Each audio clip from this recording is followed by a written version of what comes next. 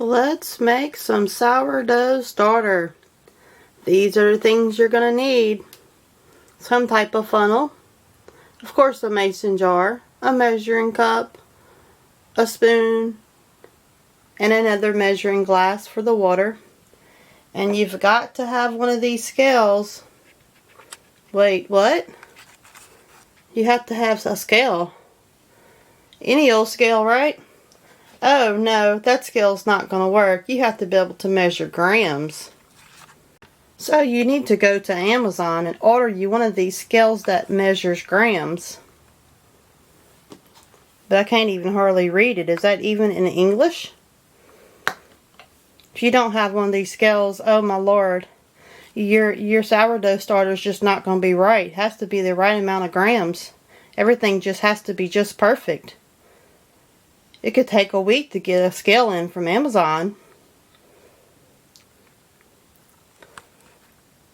Stay tuned and I'll show you how to make sourdough starter. Day 1 for the sour starter, you're going to need a half a cup of whole wheat flour and a half a cup of water at room temperature. And a quart size mason jar or something else that's a glass. Or some kind of even a glass food container that you would save food in that has a lid on it that you can leave loose so that it can still get air and expand during the fermenting process.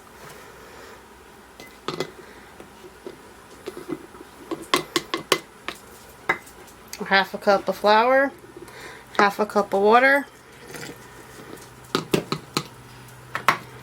Use a wooden spoon. It's not recommended that you use metal. Stir it up really good.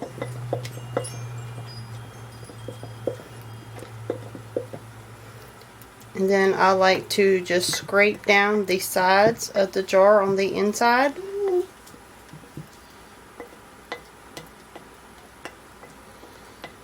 Just to keep it clean.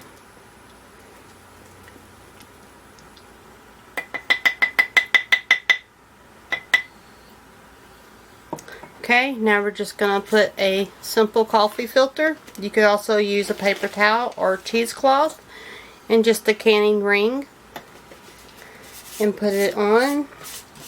It still can get air through the top. And we're going to just place this in a warm spot in our house. For us, on top of our freezer, works wonderful. This is day 1 of the sour starter. Day 2 on our sourdough starter. I haven't named this one yet.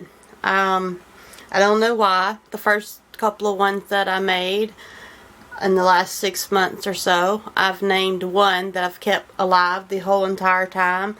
Her name is Elsie because I had a good neighbor named Elsie. And she passed away some years back of old age. And I just haven't come up with a name with this one. But this is day 2.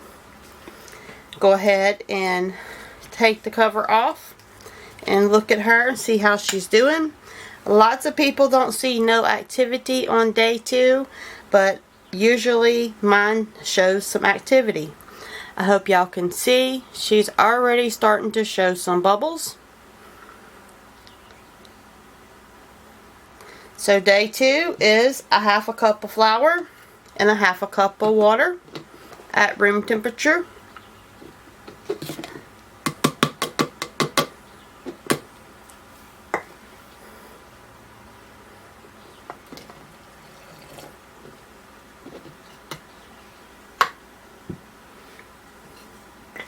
Just going to give her a good stir. Mix it all up really good. I use a wood spoon. You use whatever you feel comfortable with using.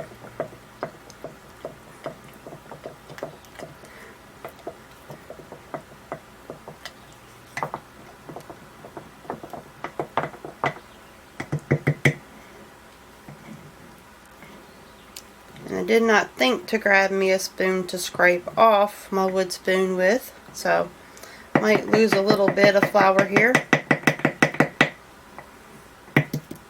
And then I go back around the edges and kind of scrape down the edges just to kind of keep it as clean as I can keep it. I do not change out my jars. If you keep it scraped down and clean, I haven't had any problems with any bacteria growth or any bad bacteria growth. It's actually been just fine.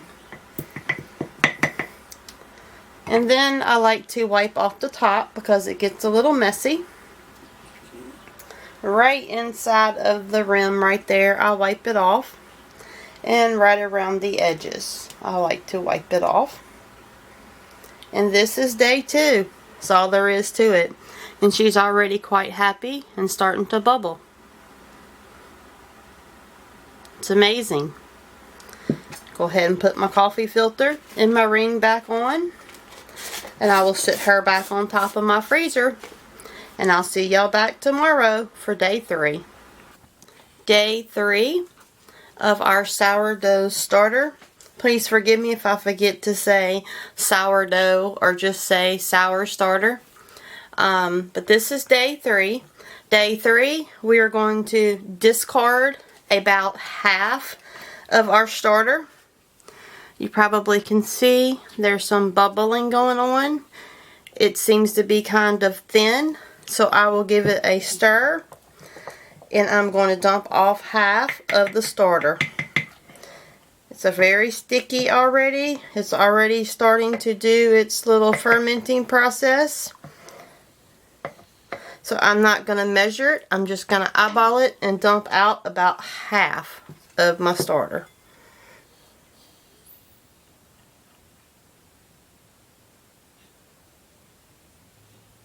That looks to be about half to me. So that's good enough. I'll go ahead and wipe it off just a little bit.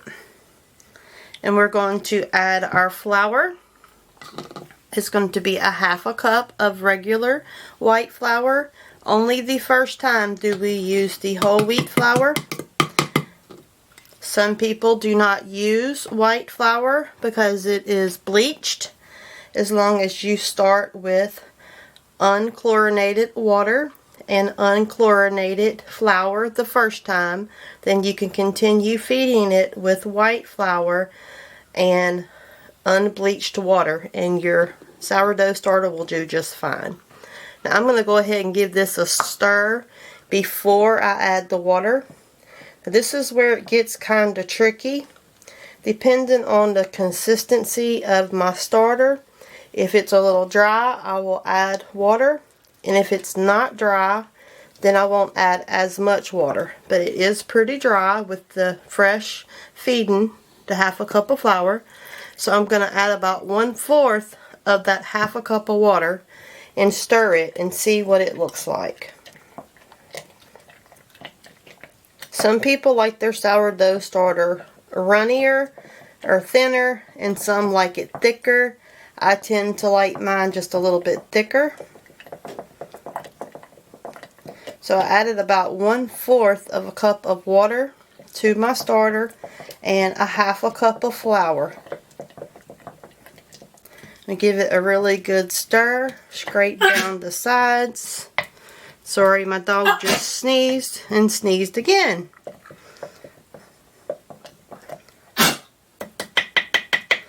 Alright, sorry about that. He's an old man, and I'm just going to scrape it off with my finger because I keep forgetting to grab a spoon. My hands are clean. I did just wash them before I started. So I'm going to go ahead and scrape down the edges of the jar.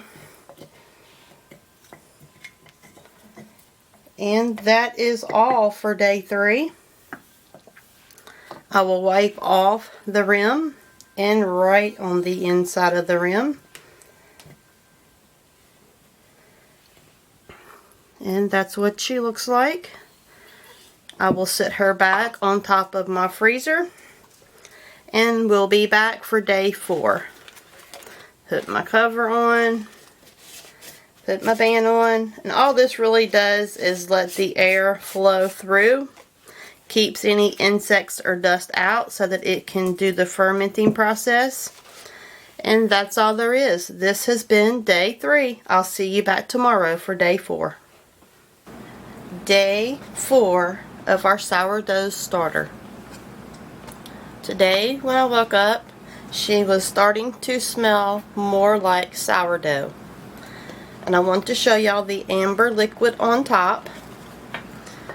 Let's see if y'all can see that. There's a little bit of an amber liquid that just simply means that she is hungry and ready to be fed.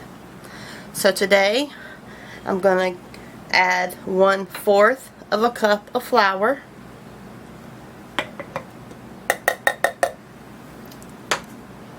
and 1/4 of a cup of water. And I'm going to give it a stir.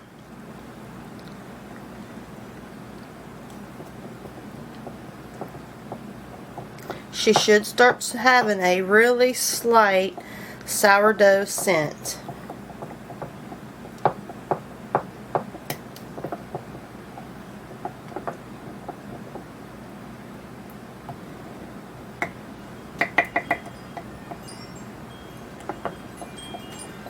I just stir it up and mix it up really good. Then I'm going to scrape down the inside of my jar.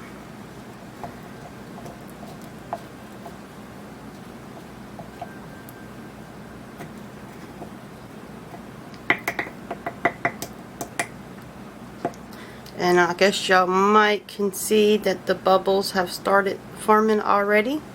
She is very happy and starting to become very active. Alright, that is all for day 4. I will put the cover back on. Let me scrape this down again since I turned it sideways to show y'all.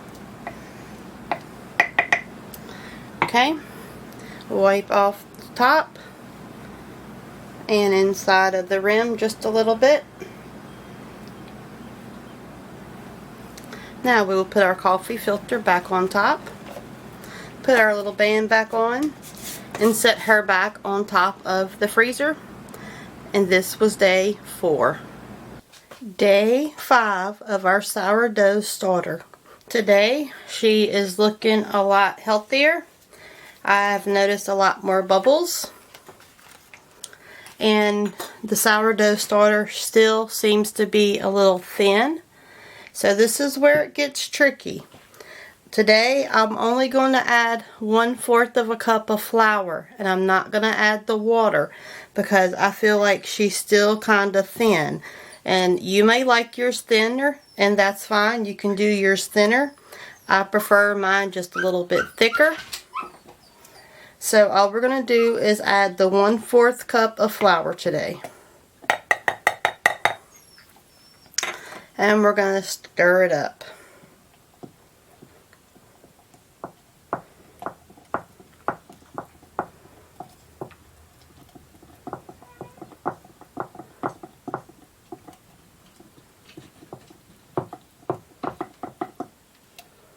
Then we're going to scrape down the sides.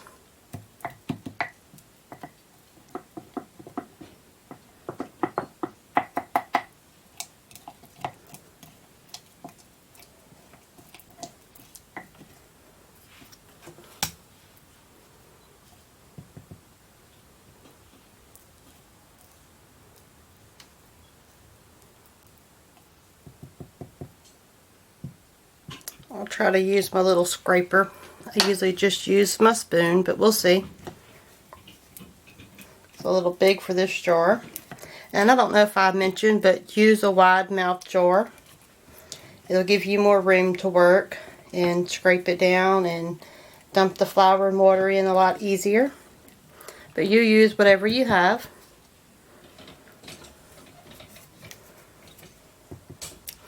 Okay, now all we're going to do is wipe off that rim.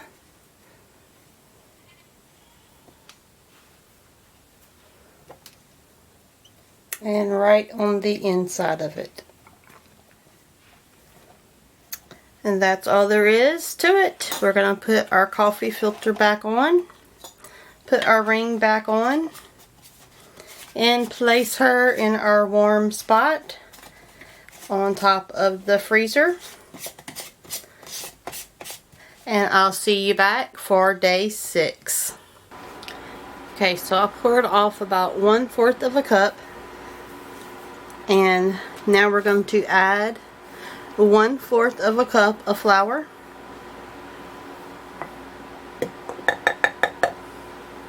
and 1/4 of a cup of water. All we're going to do is mix it up really good.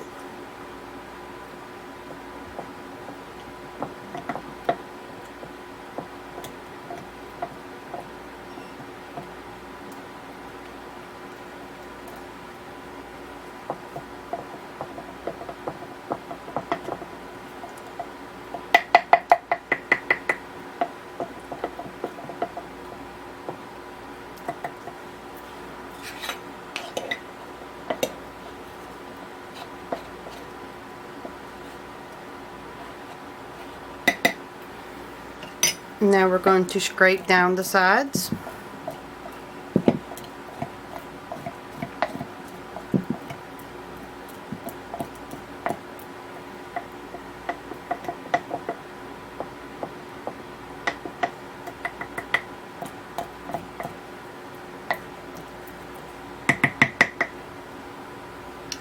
Okay, the next step, wipe off all of the rim and around the outside.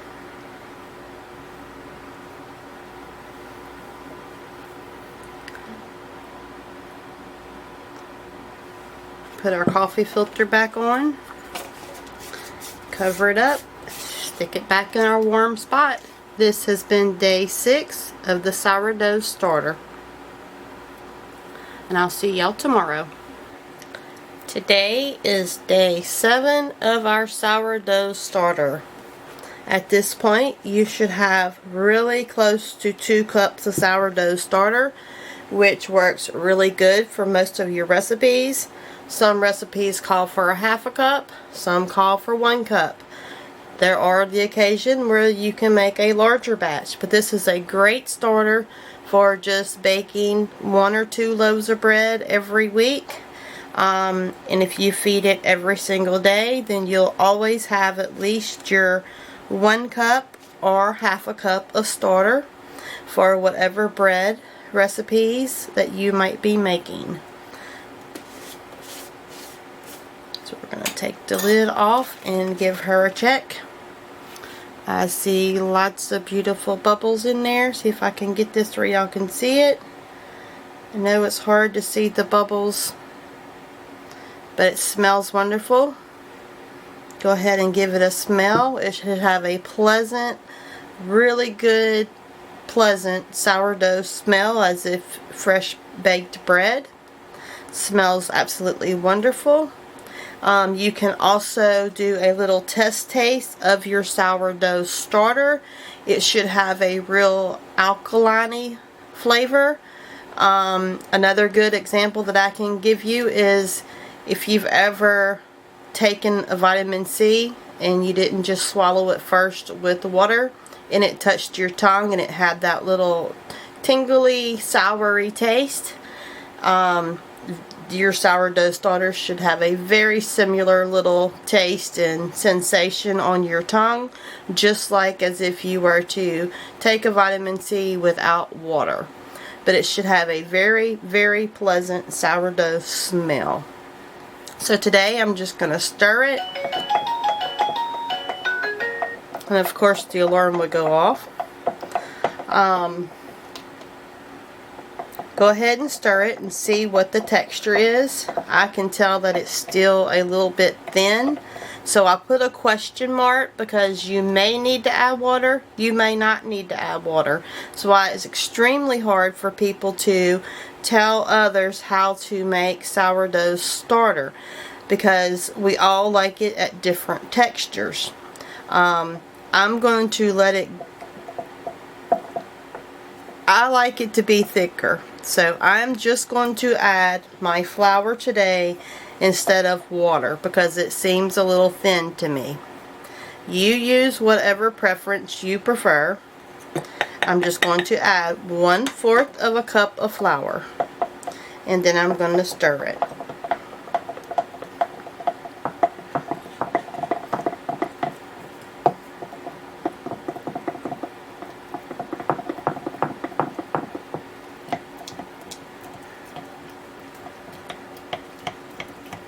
And of course, y'all know the routine by now. I'm going to scrape down the sides.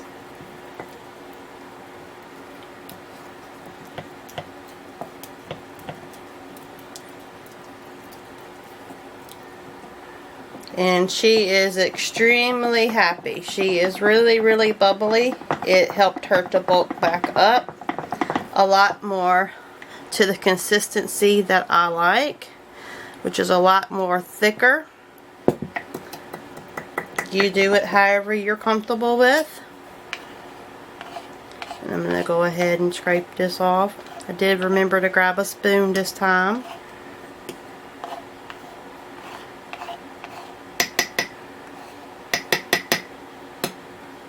Okay. And we're going to go ahead and wipe off the top and right inside of our rim. This has been day 7 of our sourdough starter. I'm going to go ahead and flip my card over. I have a few notes on here that I'm going to share with y'all. Exodus 20, 8 through 11, the King James Version. I'm only going to read chapter 8. Remember the Sabbath day and keep it holy. You would like to know more information about what else the Bible says in Exodus 20, I suggest reading Exodus 20, the whole entire chapter, but at least, if you don't feel like reading the whole chapter, read at least chapter 20, verses 8 through 11. And it talks more about keeping the seventh day holy and how the Lord created the earth in 6 days and rested on the 7th. So she is going to rest. This is her 7th day. And day 8, she will be ready to bake and make bread. And I will see y'all back tomorrow for day 8 of our sourdough starter. And I'll give you a little bit more information about how to start making bread at that point.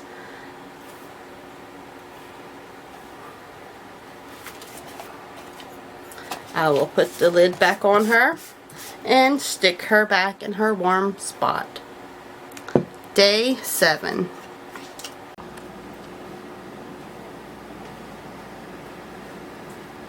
Sourdough starter, day 8. Day 8, we're ready to bake.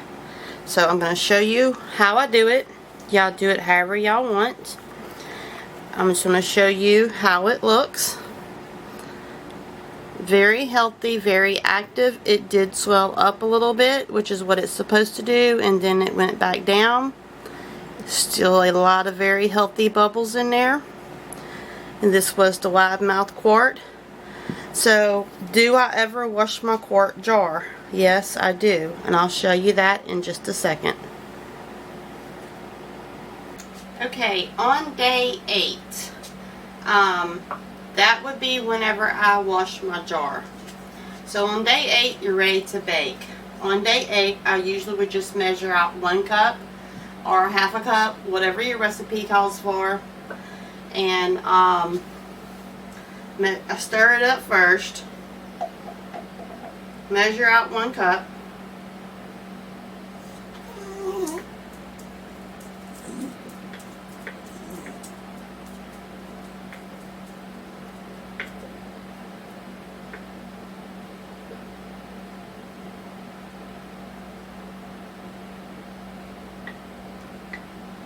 Okay, and then I have a pint size wide mouth jar, and that will be what I keep my starter going in. So whatever is left in my quart size jar, I'll just go ahead and add it to the clean wide mouth pint size jar, excuse me, because I'm only going to try to keep a little bit of starter at a time going. If you need to have more starter, then you can put yours in a clean quart jar or even half-gallon size jar or some other kind of glass container.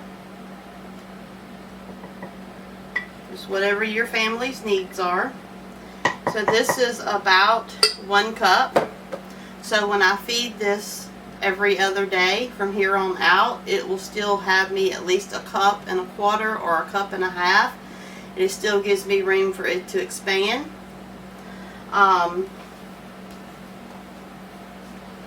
Forgot my rag to wipe it off. So I have my cup here ready for baking with, and then I have this one. So what do I do with this now that I have it established and it's ready? You can stick it in the refrigerator if that makes you feel more comfortable. I have been just leaving mine out, and I have not had any problems with it. So this one will go on back on top of my freezer. So I know I'm going to bake my bread tonight. I have my 1 cup of starter right there. So say I bake the bread, and then tomorrow I won't feed her. I won't give her no water, no food. The only way I would give her water or flour is if I see the amber liquid on top. Then I know she needs to be fed. But if you put it in the refrigerator, you may not see that amber liquid for a couple of days. I'm not exactly sure. I know you can leave it in there for probably 5 to 7 days without feeding your starter. And it does not kill your starter. It'll still be active. I am just trying to do it the off-grid way. You go ahead and put it in the refrigerator if that makes you feel comfortable, or if you want to experiment with it and try it, then go for it. So I'm going to put it up. Tomorrow, if there's no amber liquid, I won't do anything. If there's amber liquid, I'll stir it in, and I'll add 1/4 cup of flour to 1/4 cup of water that night. And then the next morning, I'll see what she looks like. If she looks fine, then I won't do anything to her. Now, I make my bread at night before I go to bed. So I would get my 1 cup of starter out the night before, go through the process and make my bread, and then after I get the starter out, I would feed her and put her back in the warm spot, and then just keep continuing that. If it gets down low, if you're making too much bread, you don't have enough starter, skip a couple of days or increase your water and your flour to a 1/2 cup and a 1/2 cup of water. Do that for 2 or 3 days until you get your starter built up, and then you can make more bread if you need to make more bread than what you have in the starter. It's a really kind of accumulates fast. So when you go through the process of feeding it every day, before you know it, you have more than a cup and a half, closer to 2 cups of starter. So you really could make 1 batch of bread every day, which makes 2 loaves of bread. And for me, that's just way too much bread. And if you ever need to go somewhere or go out of town, remember you have the option to stick it in the refrigerator to keep it going. Or you could travel with it and bring it with you and share some of your sourdough starter with others. If you don't want to put it in the refrigerator, that's how they did it in the Western cultures. Back in the old days, they had it in little pouches. They brought it with them wherever they went. I know, we're way more past that, way more modern, but hey, you never know what the future has to hold. Just an idea. So that is it. I went through the 7 days, and then on the 8th day, she was ready to bake. And it was 8 consecutive days. Now, after the 8 days, I may miss a day or 2, and that's totally fine. You can skip a day or 2, but then don't forget about her, because after a day or 2, she'll probably go bad. So you want to keep feeding her every other day to keep your sourdough starter alive. So I hope this has been helpful. I know it's not probably going to be according to anyone else's standards or methods, but it's working for me. I've had 0 problem, even keeping it in my jar for 8 days without washing the jar before I transferred it to a new jar. And I'll do the same thing. Maybe when it gets way down low to just 1/4 of a cup or 1/2 of a cup, after a week or so, I'll go ahead and start me a clean jar. And I haven't had any problems with that. So I really don't see the point in hassling with weighing everything, precisely measuring everything, changing that jar every single day. If you want to do all the extra work and you feel up to it, then that is wonderful. But this method has been a lot easier for me and a lot more doable, a lot less aggravation, getting out of scale every day, washing everything, cleaning everything. Maybe it is the lazy way, maybe it's just the old way, but whatever way it is, it works quite well for me. So I hope y'all have learned something from this. If nothing else, find it entertaining, something to do, something to watch, but I'm hoping it helps some of you get over the fears of starting sourdough starter for yourself, so that you too can start baking home fresh bread straight from your home.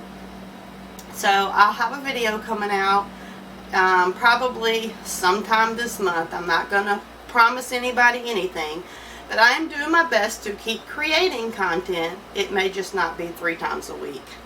Farewell, Homestead family, friends, and neighbors from the Cozy Cottage Homestead.